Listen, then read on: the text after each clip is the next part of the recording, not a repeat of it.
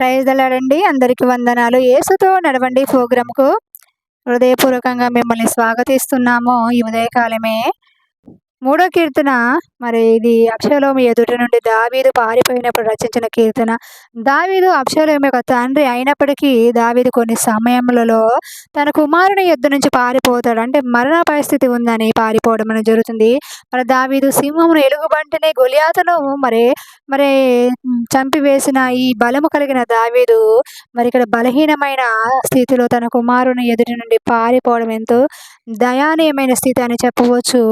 అబ్షాలోము తన తండ్రికి వ్యతిరేకంగా ఒక సమూహాన్ని ఏర్పరుచుకొని, ఒక గుంపును ఏర్పరుచుకొని తండ్రిని శిక్షించాలని తరుముతున్నప్పుడు ఆ సమయంలో దావీదు రచించిన కీర్తన. ఆ సమయంలో ప్రార్థననే దావీదు ఆశ్రయించారు.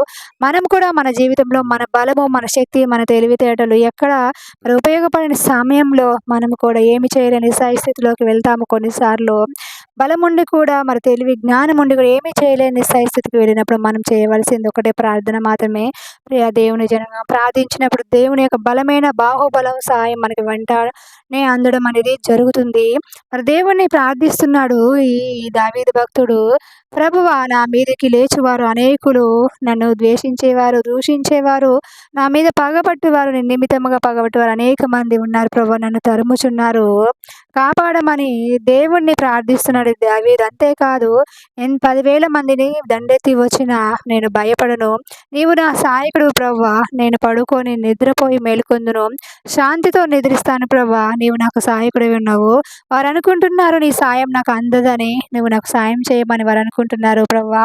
నువ్వు నాకు సహాయం చేసే దేవుడు, రక్షణకర్తవు, నువ్వు సాయం చేసే దేవుడువు ప్రభువా, నువ్వు తప్పకుండా నాకు సాయం చేస్తావని దేవుణ్ణి తన యొక్క శత్రువులు చుట్టూ నలువైపులా ముట్టినప్పుడు దావీదు దేవునికి ప్రార్థిస్తున్నాడు. తన ఇంటి వారి తనకు పగస్తులైనప్పుడు దేవుడికి ప్రార్థిస్తున్నాడు. అబ్షాలోము కన్న కుమారుడు పగవాడైనప్పుడు ప్రార్థిస్తున్నాడు. మనం కూడా అనుకోవద్దు కుటుంబస్తులు మనకు వ్యతిరేకం కాదని, మన చుట్టూ సమాజం మనకు వ్యతిరేకంగా కాదని మనం అనుకోవద్దు.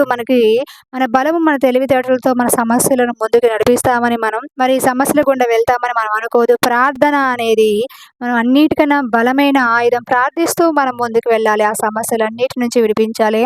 అంతమంది 10,000 మంది దండెత్తి వచ్చినా కూడా దావీదు జడియట్లేదు, శాంతిగా నిద్రపోతున్నాడు. యుద్ధ వాతావరణం చుట్టూ ఉంది. వ్యతిరేకతలు, తన వారు తనకు శత్రువులు అవడం, తన కింద పనిచేసిన వారు తనకు శత్రువులు అవడం.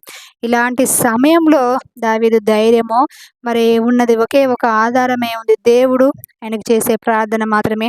నీవు ఈ ఉదయకాల సమయంలో నీవు చుట్టుపక్కల యుద్ధ వాతావరణంతో ఉన్నావేమో, దేవుడు చెప్తున్నాడు నువ్వు ప్రార్థించు.